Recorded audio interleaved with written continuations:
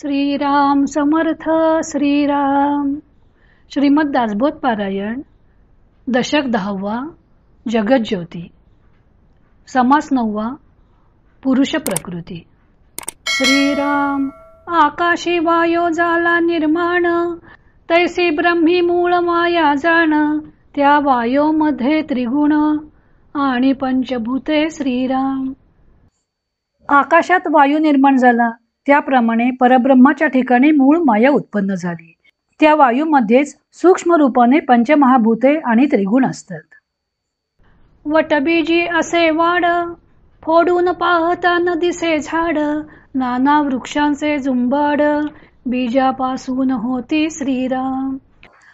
वडाच्या झाडाचे बी अगदी लहान असते. बी फोडून पाहिली तर तेथे झाड दिसत नाही, पण त्या एका बीजापासूनच वृक्षांचे समूहाच्या समूह निर्माण होतात. तैसे बीज रूप मूळ माया, विस्तार झाला तेथोनिया. तिचे स्वरूप शोधूनिया, बरे पहावे श्रीराम. तशी मूळ माया ही बीजरूप असून तिच्यापासून या दृश्यसृष्टीचा विस्तार झाला आहे.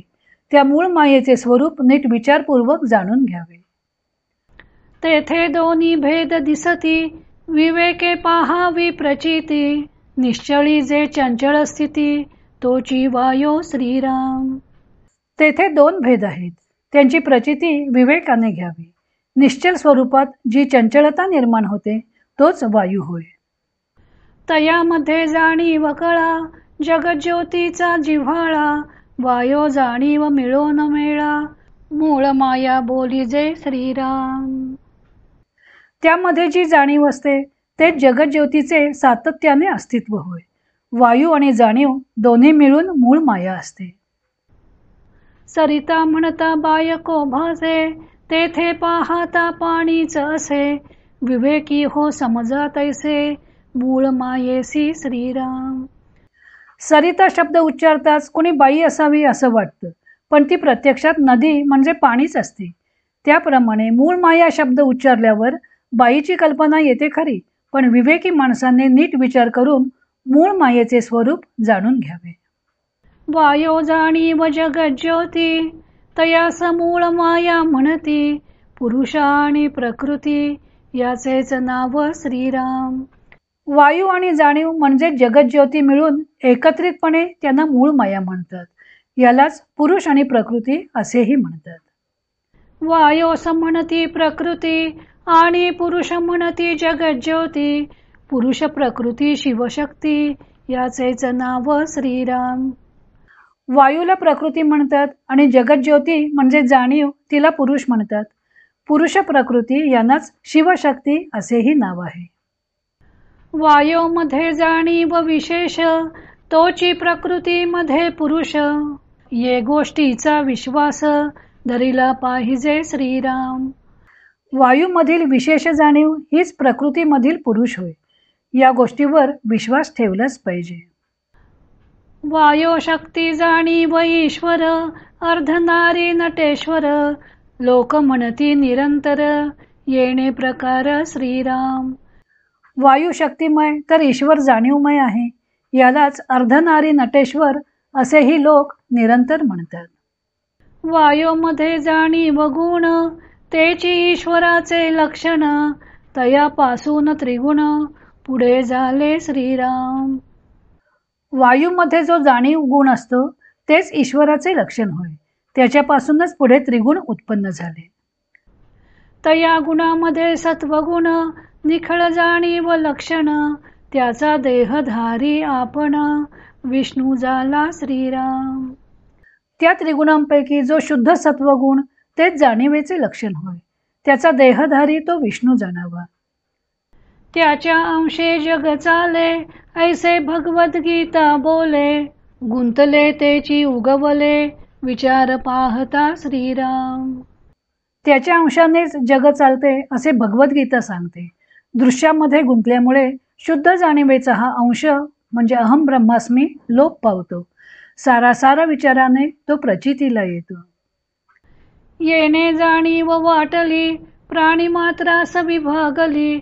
जाण जाणो वाचविली, सर्वत्र काया श्रीराम. ही शुद्ध जाणीवच सर्व प्राणी मात्रांमध्ये विभागली गेली. त्या जाणीवेच्या योगानेच सर्व प्राणी आपापल्या देहाचे संरक्षण करतात. तयेचे नाव जगज्योती, प्राणी मात्र तिचे नजिती, याची रोकडी प्रचिती, प्रत्यक्ष पहावी श्रीराम. त्या शुद्ध जाणीवेचे नाव जगज्योती असून तिच्या योगानेच सर्व प्राणी मात्र जगतात. याचा प्रत्यक्ष अनुभव आपल्याला नेहमी येतोच. पक्षी श्वापद किडा मुंगी, कोणी एक प्राणी जगी, जाणीव खेळे त्याच्या अंगी, निरंतर श्रीराम. जगात जितके म्हणून प्राणी आहेत, पक्षी, जनावरे, किडा मुंगी आदी कोणीही असो, त्यांच्या अंगी निरंतर जाणीव खेळत असते. जाणवनी काया पळविती, तेने गुणे वाचती, दडती आणि लपती, जाण जाणो श्रीराम. जाणीवेच्या योगाने त्यांना धोका वाटला की ते पळून जातात आणि जीव वाचवतात. जाणीवेमुळेच ते लपतात, दडतात व अशा प्रकारे स्वसंरक्षण करतात. अवघ्या जगास वाचविती, म्हणून नामे जगज्योती, ते गेलिया प्राणी मरती, जेथील तेथे श्रीराम. ही शुद्ध जाणीवच सर्व जगास वाचवते, म्हणून तिला जगज्योती असं नाव दिलं जातं. ती जाणीव नष्ट झाली की प्राणी जेथल्या तेथे मरून पडतात. मुळीचे जाणीवेचा विकार, पुढे झाला विस्तार, जैसे उदकाचे तुषार, अनंत रेणू श्रीराम. मूळ मायेतील जाणीवेचाच पुढे विस्तार झाला. उदकाचे तुषार असावे तसे जाणीवेपासून अनंत रेणू निर्माण झाले. तैसे देव देवता भूते, मिथ्या म्हणून येत्या ते, आपल्याल्या सामर्थ्याते, सृष्टीमध्ये फिरती श्रीराम. त्याप्रमाणे देव देवता, दैवते, भूते वगैरे आपापल्या सामर्थ्यानुसार सृष्टीमध्ये फिरत असतात. त्यांना मिथ्या म्हणू नये. सदा विचरती वायू स्वरूपे, स्व इच्छा पालटती रूपे, अज्ञानी प्राणी भ्रमे संकल्पे, त्यास बाधती श्रीराम. वायू स्वरूपात ती सदा फिरत असतात व स्वतःच्या इच्छेनुसार रूपे पालटत असतात. अज्ञानी लोकांच्या ठिकाणी भ्रम असतात, संकल्प असतात, म्हणून त्यांना बाधा करतात. ज्ञात्यास संकल्पची असेना, म्हणून त्याचे न बाधवेना, या कारणे आत्मज्ञाना अभ्यासावे श्रीराम. जो आत्मज्ञानी असतो त्याच्या ठिकाणी कुठलाही संकल्प नसतो, म्हणून त्याला ते बाधा करूच शकत नाहीत. म्हणून आत्मज्ञानाचा अभ्यास करावा. अभ्यासी लिया आत्मज्ञान, सर्व कर्मास होये खंडन, हे रोकडी प्रचित प्रमाण, संदेह नाही श्रीराम. आत्मज्ञानाचा अभ्यास केल्याने सर्व कर्मांचे खंडन होते, ही अगदी रोकडी प्रचिती आहे. त्यात संदेहाला जागाच नाही. ज्ञाने विण कर्म घडे, हे तो कदापि न घडे, सद्गुरु विण ज्ञान जोडे, हे ही अघटित श्रीराम. ज्ञानाशिवाय कर्मफल कदापिही नष्ट होत नाही. त्याचप्रमाणे सद्गुरूशिवाय ज्ञान झाले असेही कधी घडू शकत नाही. म्हणून सद्गुरु करावा, सत्संग शोधून धरावा, तत्व विचार करावा, अंतर्यामी श्रीराम. म्हणून सद्गुरूंना शरण जावं, शोधून सत्संग करावा आणि अंतर्यामी सतत तत्वविचाराचे मनन निधिध्यासन करावे.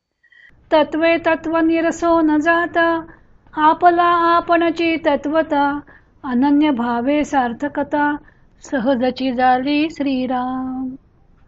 म्हणून सद्गुरूंना शरण जावं, शोधून सत्संग करावा आणि अंतर्यामी सतत तत्वविचाराचे मनन निधिध्यासन करावे. तत्वाने तत्वांचे निरसन झाले की आपण केवळ आत्मरूपाने उरतो. आत्म्याशी अनन्य भाव ठेवल्याने स्वस्वरूपानुभव येऊन साहजिकच सार्थकता लाभते. विचार न करिता जे जे केले, ते ते वाउगे व्यर्थ गेले, म्हणून विचारी प्रवर्तले, पाहिजे आधी श्रीराम. विचार न करता जे जे करावे ते चांगले होत नाही व व्यर्थच जाते. म्हणून सर्वप्रथम विचाराच्या ठिकाणी प्रवृत्त झाले पाहिजे. विचार पाहेल तो पुरुषू, विचार न पाहे तो पशु, ऐसी वचने सर्वेषु, ठाई ठाई बोलिला श्रीराम. जो सारासार विचार करून पाहतो तोच पुरुष म्हणून घेण्यास योग्य ठरतो. जो या प्रकारे विचार करत नाही तो पशु होय. अशा अर्थाची वचने भगवंताने ठायी ठायी बोलून दाखवली आहेत.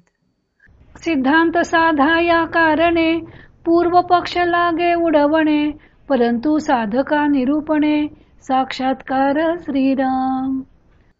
सिद्धांतांचा निश्चय व्हावा म्हणून प्रथम पूर्व पक्ष मांडून त्याचे खंडन करावे लागते, पण साधकांनी चर्चेतच न गुरफटता आत्मसाक्षात्कार करून घ्यावा. श्रवण मनन निज ध्यास, प्रचितीने बाणता विश्वास, रोकडा साक्षात्कार सायास, करणे चिन लगे श्रीराम. सतत श्रवण मनन निधिध्यासन केले असता प्रचिती येते व विश्वास दृढ होतो. मग रोकडा साक्षात्कार होण्यासाठी वेगळे सायास करावेच लागत नाहीत. जय जय रघुवीर समर्थ. श्रीराम जय राम जय जय राम. इति श्रीदासबोधे गुरुशिष्य संवादे पुरुष प्रकृती नाम समास 9वा समाप्त.